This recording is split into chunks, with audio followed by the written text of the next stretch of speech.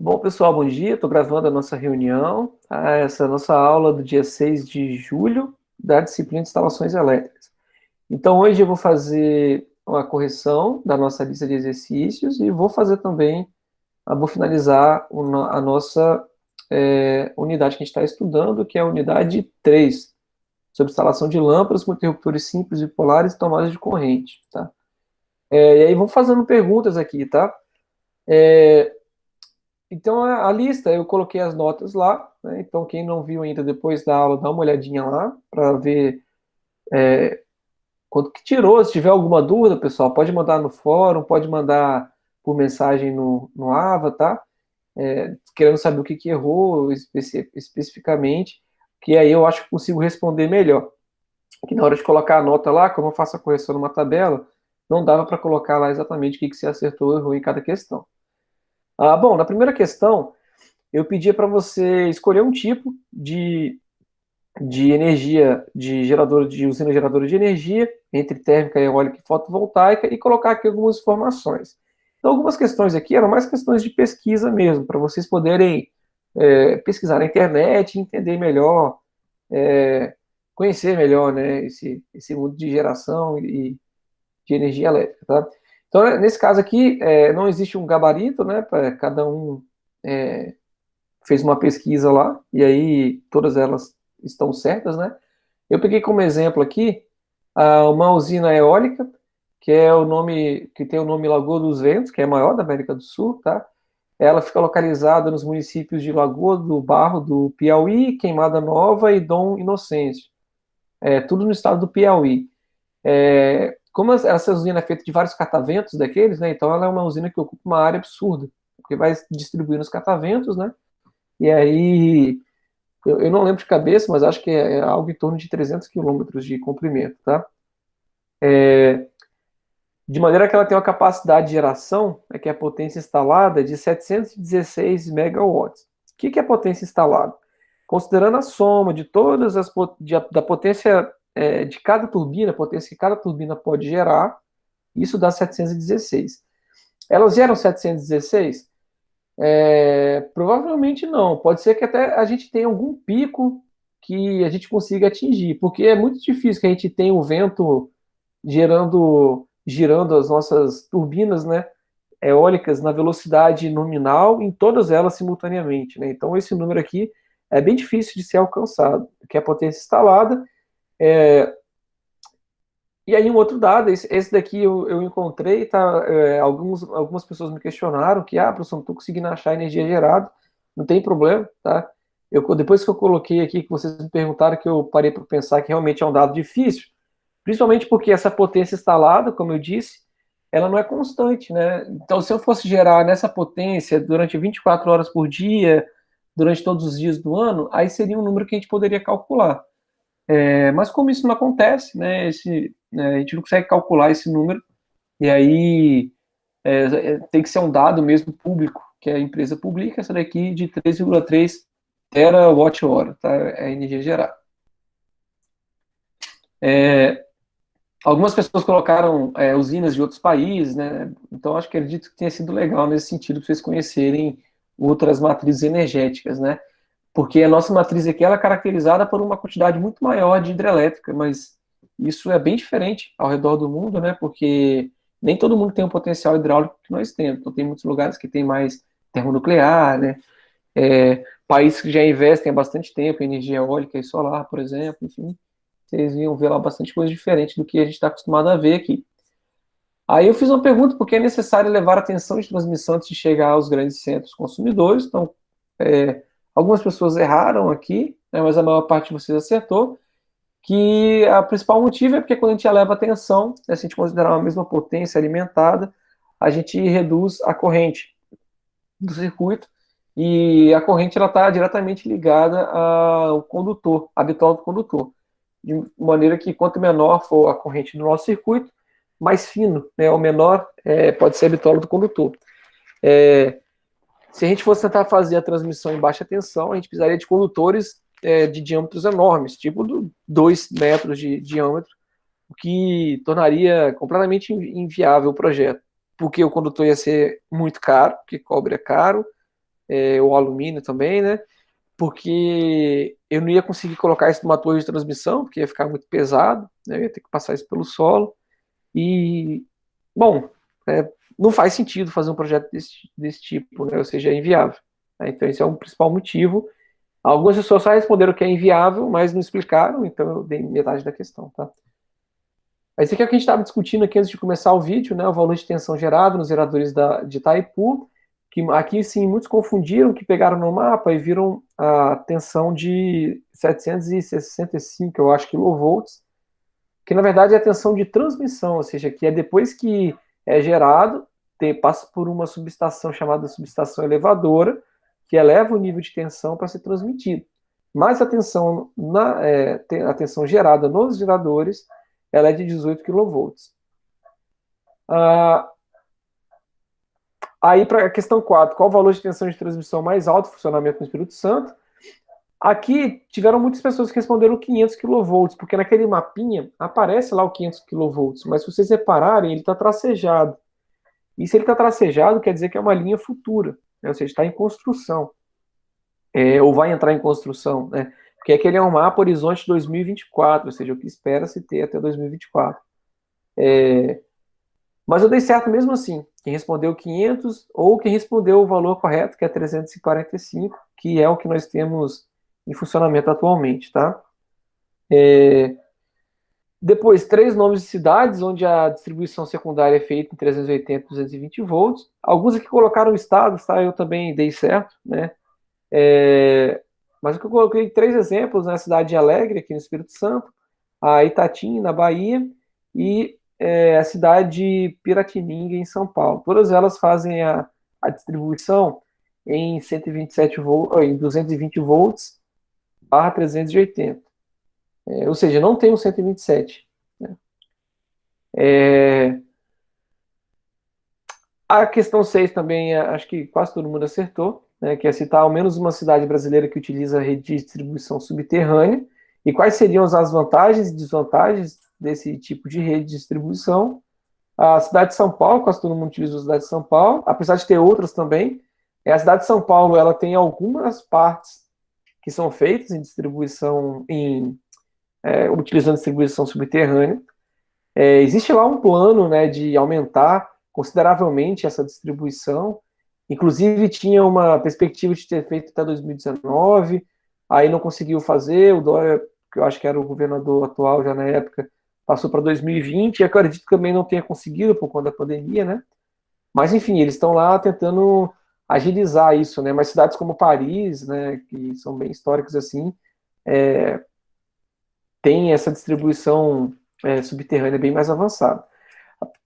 Como vantagens aqui é que tem pouca manutenção, precisa de pouca manutenção corretiva, porque como ela está protegida, né, é difícil de alguém, não tem carro batendo em poste, não tem fio agarrando, né, a pessoa que pode colidir com os condutores, então isso acaba diminuindo consideravelmente a manutenção.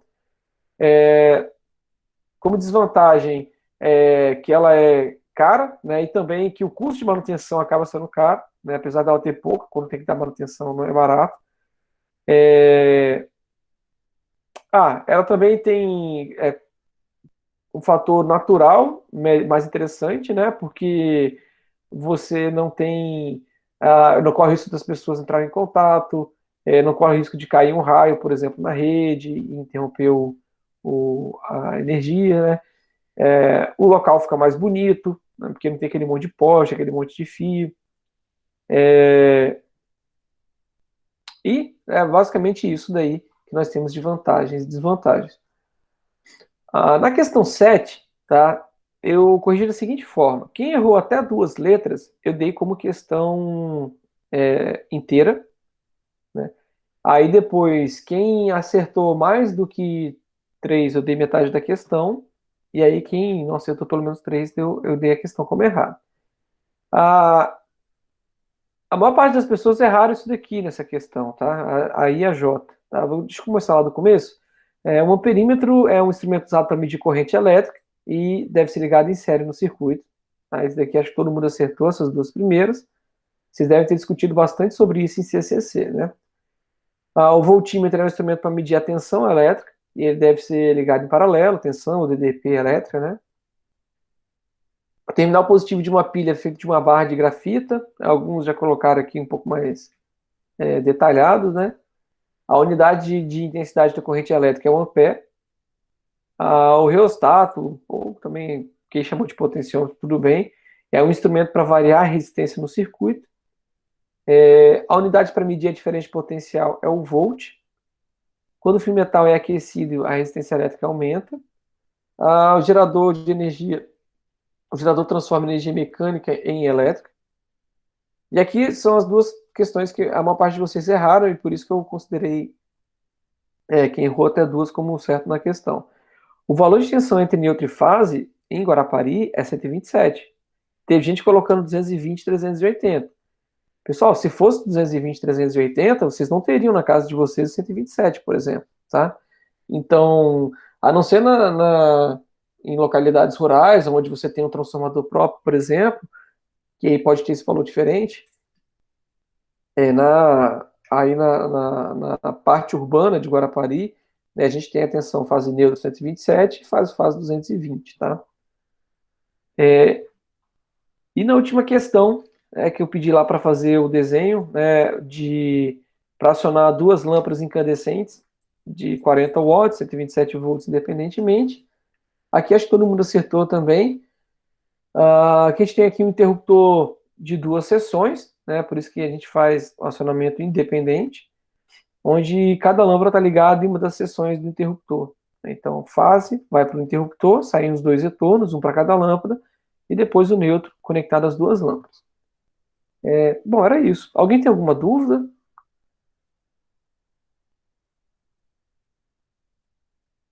Não. Ô, Beleza, professor, pessoal. Sim. rapidinho, é porque eu tô com a internet só do celular, aí talvez eu vou ter que sair um pouquinho antes da aula acabar, senão eu tenho medo da internet acabar e eu ficar sem para amanhã. Ó, tá bom, sem problemas. Você tá sem Wi-Fi, né? Eu já liguei para eles lá, mas aí é 48 horas para poder pra resolver, então não sei se Poxa, eles não vierem hoje amanhã. poxa.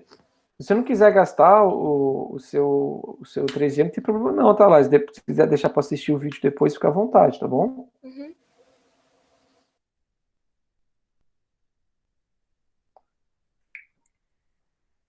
É, Bom, aí, galera, vou então continuar com a aula aqui, já que a princípio ninguém tem nenhuma dúvida.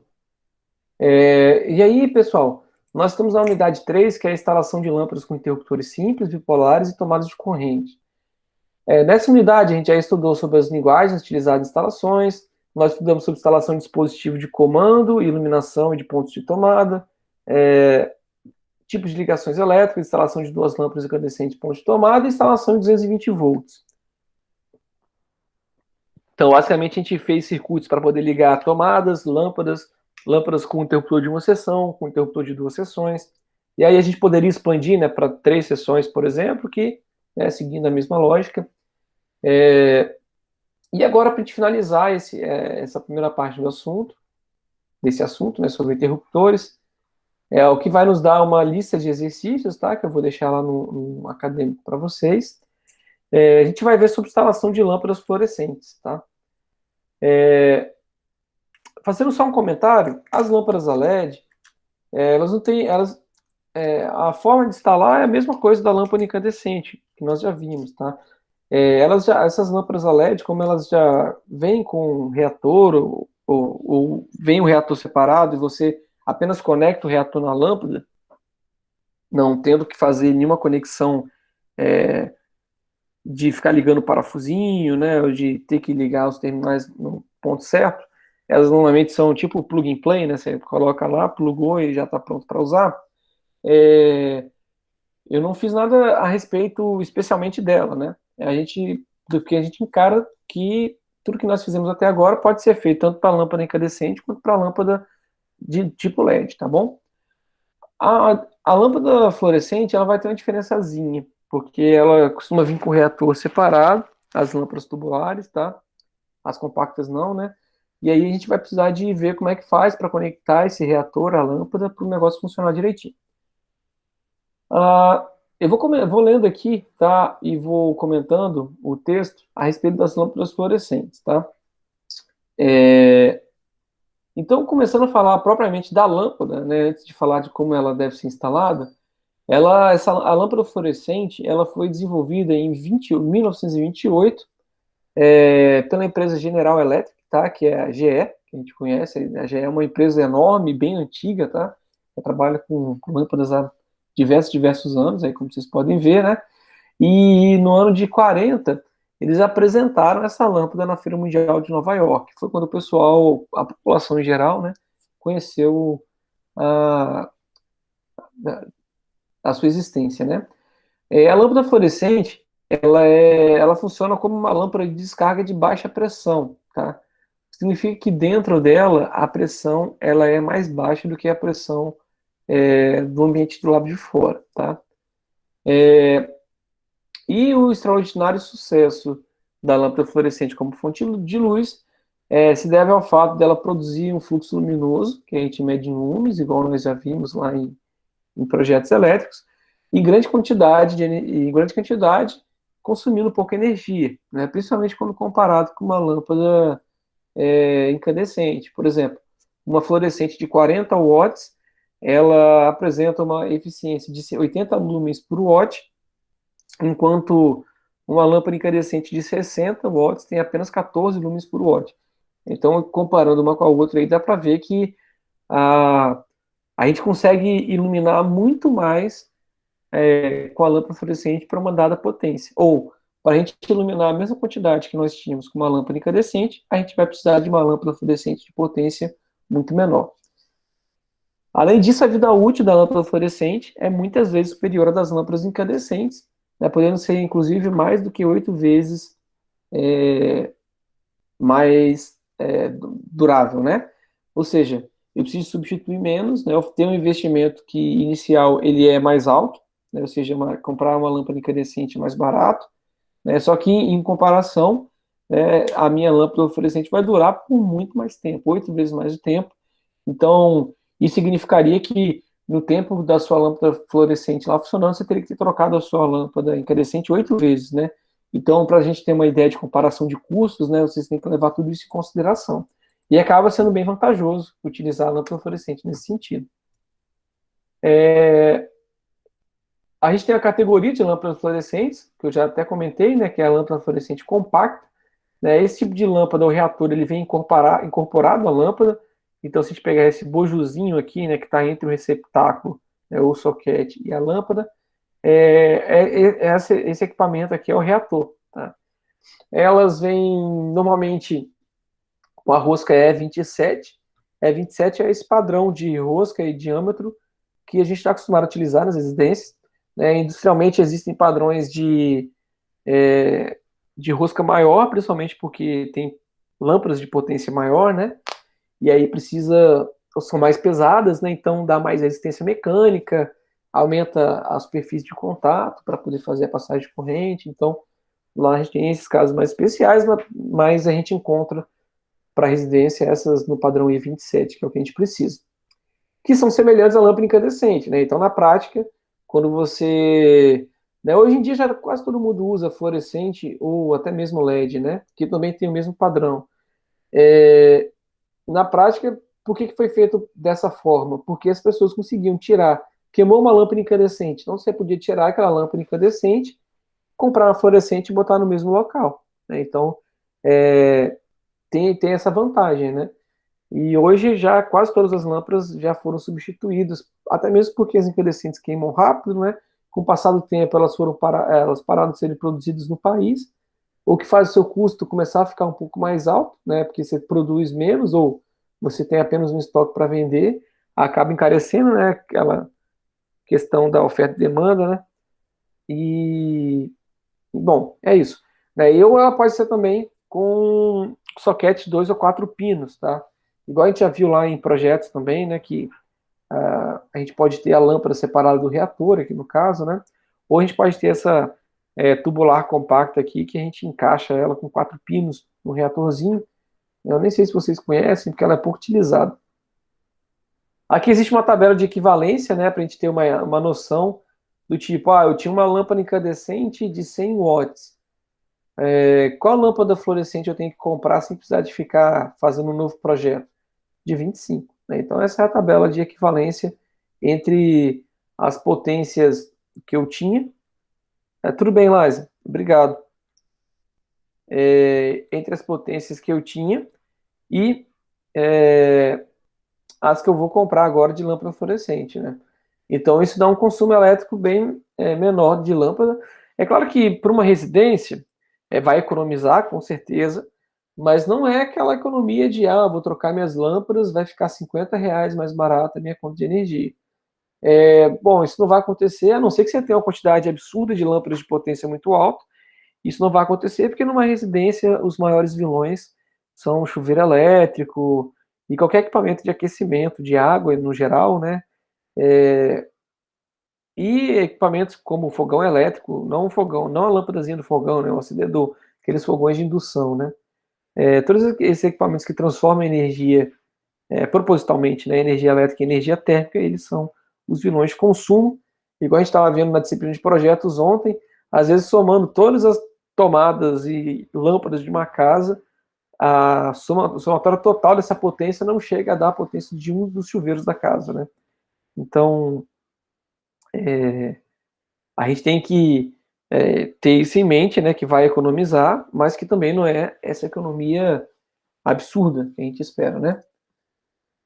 Bom, em relação ao funcionamento, a lâmpada fluorescente ela contém dois eletrodos, tá, conectados a um filamento, isso em cada extremidade da lâmpada.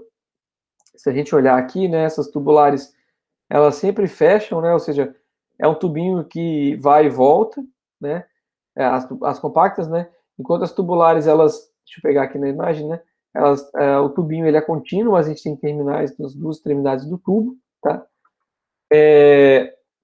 Nesses terminais eles têm um filamento, no interior desse tubo nós temos vapor de mercúrio, né, e alguns outros gases inertes, como o argônio, por exemplo. Aqui dentro dessa lâmpada, ela está em baixa pressão para facilitar a partida, a partida é quando começa a ter uma condução de corrente elétrica, tá? E aí o bulbo, né, esse bulbo aqui, ele é revestido então por uma camada de pó fluorescente, que é um fósforo, tá? Que tem a finalidade de determinar a qualidade e quantidade de luz emitida. Tá? Então, circula corrente elétrica aqui, os átomos de mercúrio aqui, eles emitem aqueles fótons, né? Os fótons, eles vêm numa frequência que a gente não consegue enxergar, batem nessa parede de fósforo, tá? Nessa camada de pó fluorescente, ele brilha, e aí, dependendo do tipo de pó, vai brilhar uma cor mais amarela, uma cor mais azulada, ou mais branca, tá? Então, de maneira geral, né, assim que o circuito é energizado, os filamentos são aquecidos, ocorrendo a liberação de elétrons, e uma corrente elétrica começa a circular entre os eletrodos. Tá? Então, a corrente começa a circular aqui, entre os eletrodos. O deslocamento de elétrons faz com que ocorra a ionização dos gases de enchimento, que são os gases que estão aqui dentro, reduzindo a resistência interna, tá? Ou seja, a resistência entre o filamento de uma ponta e outra ponta do tubo. Nesse instante, o arco salta excitando os elétrons dos átomos de mercúrio e, ao retornarem à sua órbita original, produz radiação ultravioleta, a qual, por sua vez, excita a substância fluorescente que reveste a parte interna do bulbo, que é um tubo de vidro, transformando a radiação ultravioleta em luz visível, que, em função da substância fluorescente utilizada, é possível obter várias tonalidades de cores. Tá? Então, começa a circular a corrente, né? Então acontece aquele efeito que eu comentei, e aí, dependendo da qualidade, ou do tipo de pó fluorescente aqui, a gente tem as tonalidades de cores diferentes. A lâmpada fluorescente, quando instalada com reator convencional, ela necessita também para o seu funcionamento no starter. Tá? Isso daqui, galera, é uma coisa bem antiga. Eu nem sei como é que, das últimos locais que eu trabalhei, nunca mais vi um starter sendo utilizado. Que é quando a gente precisa ter o reator, né, e além do reator a gente tem um starter, que é esse bujãozinho que a gente coloca aqui. Ele funciona como disparador, né, assim que o circuito é energizado, a corrente circula inicialmente pelo starter. Então, se a gente pegar aqui o circuito, ó, fechar o circuito aqui, né? A gente tem o circuito fechado por aqui, ó, passando pelo eletrodo, passando pelo filamento lá dentro da lâmpada, sai, passa pelo starter, retorna para o filamento da lâmpada e depois passa pelo reator. Então, esse cara aqui, ele é disparado para fazer o circuito fechar e passar a corrente aqui, né, o que vai ocasionar o início, né, da passagem de corrente por aqui, e aí depois ele sai do circuito, ou seja, a corrente não passa mais por aqui, ela passa só pelo interior do tubo, tá?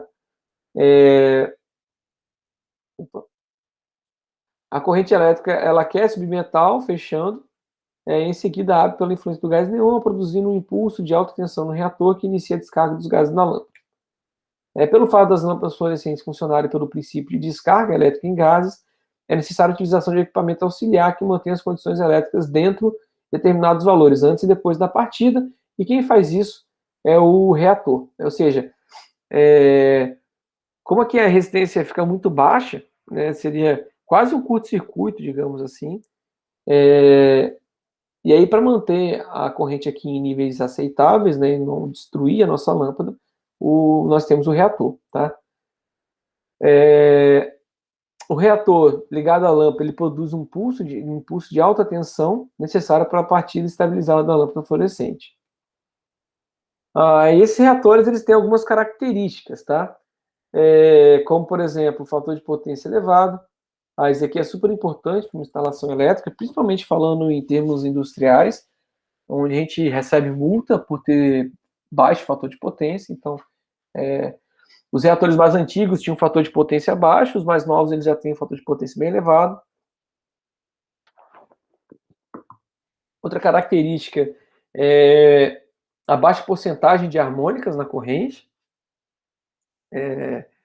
Outra é a supressão adequada de interferência eletromagnética, as condições ideais para a partida da lâmpada e dimensões reduzidas, baixas perdas, longa vida útil, né, e baixo nível de ruído. Então, essas foram características para determinar um bom reator. Tá? Os reatores eletromagnéticos, que para a lâmpada fluorescente são pouquíssimos utilizados, eles são constituídos basicamente por uma bobina, né, que está até representada nessa imagem aqui, né? Então, de fio de cobre enrolado sobre o núcleo de ferro de silício, operando na frequência da rede a 60 Hz. Nesse tipo de reator ocorrem grandes perdas de potência, devido à qualidade do ferro utilizado, e pela elevada resistência do fio fino, relativamente fino, né, enrolado. É uma bobina com fio fino, todo enrolado, que entra em série com o circuito da lâmpada. Ou seja, esse reator aqui ele tem muita perda, ele esquenta bastante, tá? Esses reatores antigos aqui, eles chegam a temperaturas elevadíssimas, né, no seu funcionamento. E além de tudo, eles são pesados, porque tem muito fio enrolado, tem esse núcleo de ferro silício, que é bem pesado também. Quando eu comecei a trabalhar como eletricista, em 2001, era tudo com esse tipo de reator aqui. Então, fazer a troca ou instalação de lâmpada era bem complicado, porque você tinha uma calha, às vezes, com 4 lâmpadas, com 2 reatores desse daqui. Cada reator desse devia pesar lá uns 1,5 kg, 2 quilos, tá? E aí, quando você bota tudo numa calha, é difícil de você segurar tudo isso em cima de uma escada e ficar emendando fio para fazer o negócio funcionar. Graças a Deus, hoje nós temos os reatores eletrônicos, tá? Que trabalham em alta frequência, acima dos 20 kHz, tá? E aí, por trabalhar em alta frequência, reduz os tamanhos daquelas bobinas que a gente tem no reator, nesse reator aqui eletromagnético, que trabalha na frequência de 60 Hz, tá? Ou seja, e também eu elimino a necessidade de ter um starter, tá? Então, utilizando esse reator eletrônico, eu tenho um circuito extremamente leve, sei lá, pesa uns 100, 200 gramas um reator desse, né? E aí você, né, consegue instalar com uma facilidade maior, ele não esquenta tanto quanto o reator interior, o reator eletromagnético, né? E faz o mesmo problema, tá? Ou seja, ele é um cara mais eficiente né? E ele traz economia de energia, principalmente porque ele não esquenta tanto quanto o outro.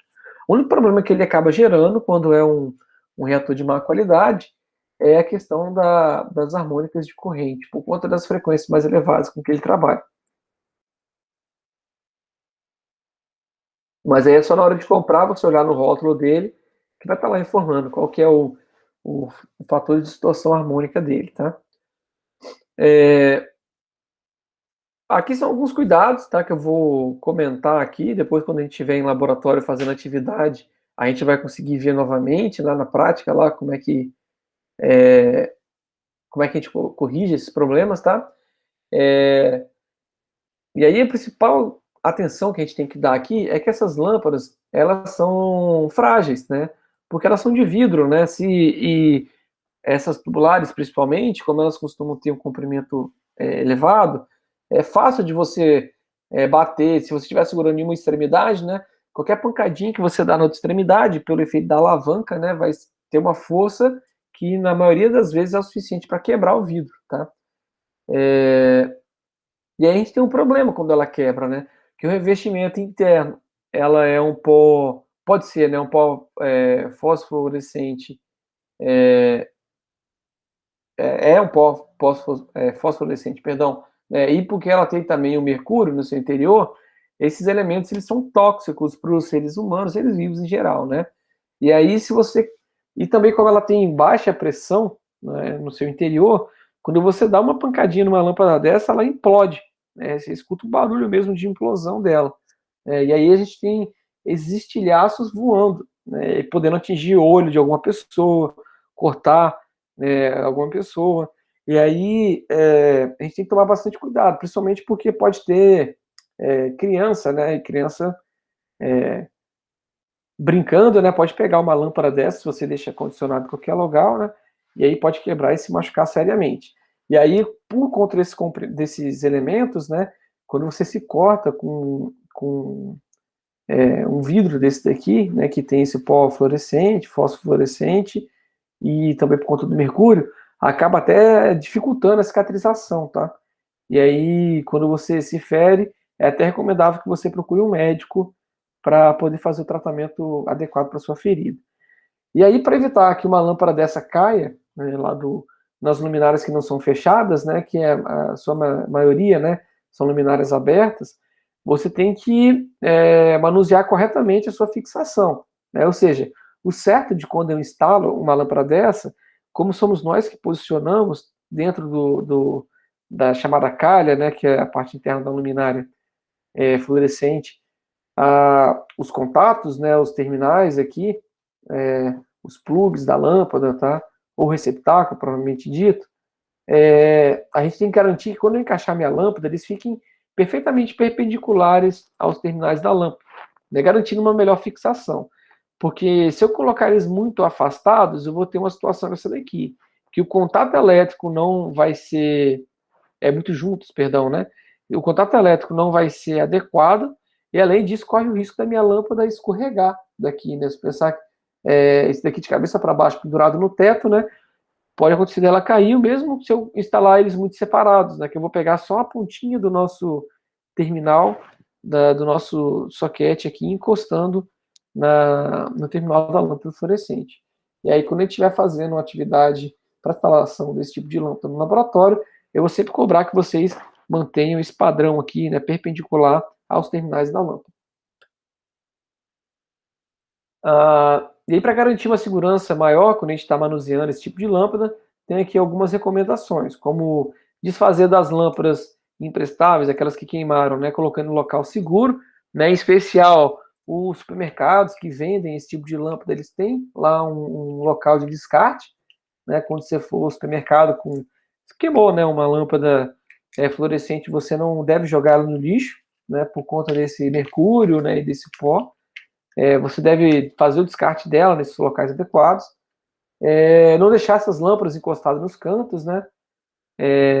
Nem na calçada, nem em beira de estrada, né? Porque algumas pessoas podem se ferir com elas, né? Igual eu comentei, principalmente as crianças, né? Não sei se é o caso aqui de vocês, tá? Mas quando eu era criança tinha muita gente que usava isso para fazer cerol de pipa. Pessoal, pelo amor de Deus, além do cerol ser extremamente perigoso, podendo machucar outras pessoas, né, pelo simples fato da linha ter um poder de corte muito grande, você ainda se contamina quando você trabalha com esse tipo de material, né, por conta dos produtos químicos que tem nela. Pelo mesmo motivo, né, não jogar nos córregos para não contaminar o meio ambiente e é, manter as lâmpadas novas sempre dentro das embalagens. Elas costumam vir embaladas num papelão, né, num papel, né, para manter lá suas características de fábrica, e você deve mantê-la ali sempre no local separado das crianças, tá? Ou de difícil acesso para as crianças. Aqui são os esquemas de ligação, né? Todos esses reatores, eles costumam vir com esse desenho na sua embalagem, ou até mesmo no adesivo que fica lá no reator, para evitar confusões na hora de ligar, né? Então, eu comentei que não é tão simples, porque tem muitos fios quando a gente pega um reator desse, né? Se a gente comprar um reator que ele é exclusivamente 127 volts, por exemplo, ele vai ter dois fios, normalmente preto e branco, para a gente fazer a alimentação do reator. Ele vai ter mais 4 fios, e aí dois fios um par de fios de uma cor, outro par de outra, né? Comumente são um par azul, um par vermelho, ou um par amarelo e um par azul, então varia um pouco aí de um fabricante para o outro, mas o que acontece é que um par de cor vai para um lado da lâmpada e o outro par vai para o outro lado da lâmpada, né? E existem também reatores que já vêm com a possibilidade de você ligar em 127 ou 220, e aí para isso ele deixa disponibilizado 3 fios de alimentação, que é o marrom, o branco e o preto. E aí se você liga na rede elétrica o preto e o branco, eu tenho que alimentar com 127 volts. Se eu tiver uma rede de 220, eu devo utilizar o marrom e o preto, tá? E aí eu vou estar garantindo que vai ter 220 volts no meu reator. Se eu ligar 220 do branco para o preto, eu queimo o reator. Então, tem que tomar bastante cuidado quando estiver instalando esse tipo de equipamento. E a mesma coisa, né? Outros 2 pares de fio para poder ligar, né, do reator à lâmpada. Existem reatores duplos também, tá? Reatores que são produzidos para poder ligar, ao invés de uma, 2 lâmpadas, tá? E aí a gente vai ter esses 2 modelos aqui, né? A gente tem um reator da mesma forma, né? Os dois podem entrar lá exclusivo para 127 ou 127 220, mas a principal diferença deles está aqui embaixo. Em uns tipos de reator, a gente tem apenas 3 pares de fio, de maneira que a gente tem que fazer uma emenda em um dos pares, né? Então a gente vai ter aqui o par amarelo, por exemplo, a gente ligando no soquete de uma lâmpada, fazendo uma emenda para ligar no soquete da outra lâmpada. E aí nas outras extremidades das lâmpadas a gente entra com os fios, os outros pares de fios, tá? Igual a gente fez nas outras. E a gente tem um que é completamente separado. A gente vai ter o reator, e a gente tem dois pares de fios vermelhos e 2 azuis, né? De maneira que um par de vermelho vai de um lado da lâmpada, e é claro, tem que ser o outro par de vermelho do outro lado, e a mesma coisa com o azul. Observe que existe esse fio aqui embaixo com o símbolo de terra, porque é sempre recomendável que a gente aterre as carcaças das luminárias que são de metal. Ou, quando esses reatores aqui, eles são reatores eletromagnéticos, para a gente funcionar corretamente essas lâmpadas, esses reatores eles devem ser aterrados, tá? E aí, né, a gente vai fazer agora, né, para finalizar a nossa aula de hoje, o acionamento dessas lâmpadas, né, com interruptor simples. Ou seja, é a mesma ligação, pessoal, da lâmpada incandescente, né, quando a gente pensa em termos de resistência. O que vai mudar é só a conexão elétrica que a gente vai fazer lá no ponto de iluminação, né? Então, por exemplo, antes eu saía da fase, levava a fase até o interruptor, saía com o retorno do interruptor, entrava de um lado da lâmpada, do outro lado saía com o neutro. Né? Aqui é a mesma coisa. O meu retorno vai entrar, exemplo, né, no fio preto do meu reator, e vai sair o fio branco ligado ao neutro. A ligação a mais que nós teremos que fazer quando estivermos instalando esse tipo de lâmpada é pegar os outros pares de fios aqui, vermelho e azul, por exemplo, e ligar a nossa lâmpada. E prestar atenção que se o nosso reator for eletromagnético, a gente deve aterrar também, então levar o condutor de aterramento até a sua carcaça. Então, é uma ligação que quando a gente faz o esquema unifilar, por exemplo, ela tem o mesmo esquema unifilar anterior. Ou seja, eu levo o neutro até a lâmpada. Então está aqui o nosso nêutron, ele fica na lâmpada, porque ele é conectado no fio branco do reator. A nossa fase deve chegar até o interruptor, então a fase passa por esse eletroduto e desce por esse eletroduto, está aqui a nossa fase. Do interruptor, o retorno que vai até o reator. Então, no interruptor, o retorno que vai até o reator, que está lá junto da lâmpada, fica o reator. Né? E, adicionalmente, esse fio terra que na lâmpada incandescente ele não é conectado, a não ser naqueles casos que eu comentei, né, de luminárias metálicas, a gente deve conectá-lo aqui, então, a carcaça do reator. A carcaça é a parte que protege, né, o metal que protege o reator. Se nós formos pegar esse desenho aqui, né, e levar ele para uma representação na ponta baixa, a gente teria uma situação típica dessa daqui, olha. Um quadro de distribuição, saindo do eletroduto para o ponto de iluminação, com o nêutron fase terra. Do ponto de iluminação, desço com a fase até o meu interruptor. Aqui o interruptor de uma seção, porque eu tenho só uma lâmpada, né? E retorno com o interruptor, ou com retorno, né, do interruptor até nosso ponto de iluminação. E agora, né, finalizando aqui no último esquema da aula de hoje, eu vou colocar aqui uma situação onde eu tenho um interruptor e lá no meu ponto de iluminação, ao invés de uma lâmpada, eu tenho duas. Observem que não muda nada, né, porque eu vou continuar levando a fase até o meu interruptor, né, do meu interruptor eu volto com retorno para o ponto de luz, levo o meu nêutron para o ponto de luz e o meu terra para o ponto de luz. A única coisa que vai mudar é que nesse reator aqui, por exemplo, eu vou ter lá 4 pares de fios saindo dele, de maneira que eu devo conectá-los às lâmpadas dessa forma. Se eu tivesse uma pergunta para vocês, se eu quisesse colocar 2 lâmpadas ali, né, eu poderia colocar e acioná-las independentemente, igual na tarefa que a gente corrigiu agora há pouco. Eu conseguiria acioná-la independentemente, uma lâmpada da outra, colocando aqui um interruptor de 2 seções, claro, utilizando esse tipo de reator? Com esse tipo de reator eu consigo ligar separadamente as lâmpadas?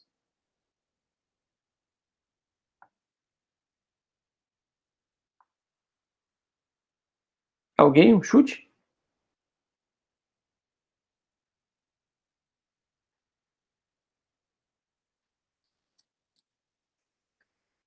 Como é que seria, Pablo? Você acha que sim? Aonde você acha que eu ligaria cada retorno ali para poder ligar separadamente as lâmpadas?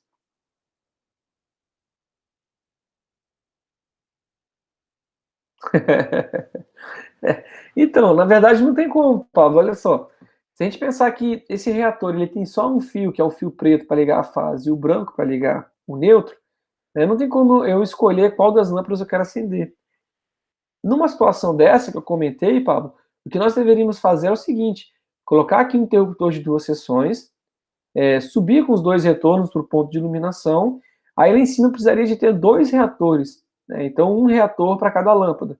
Aí sim, aí eu consigo ligar independentemente os reatores, que vão ligar independentemente as lâmpadas, entendeu?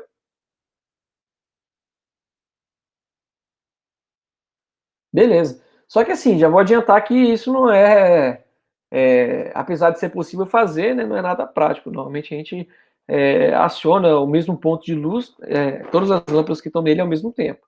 Mas sim, existe a possibilidade. Bom, pessoal, então era isso. Com isso a gente finaliza a nossa unidade 3, tá?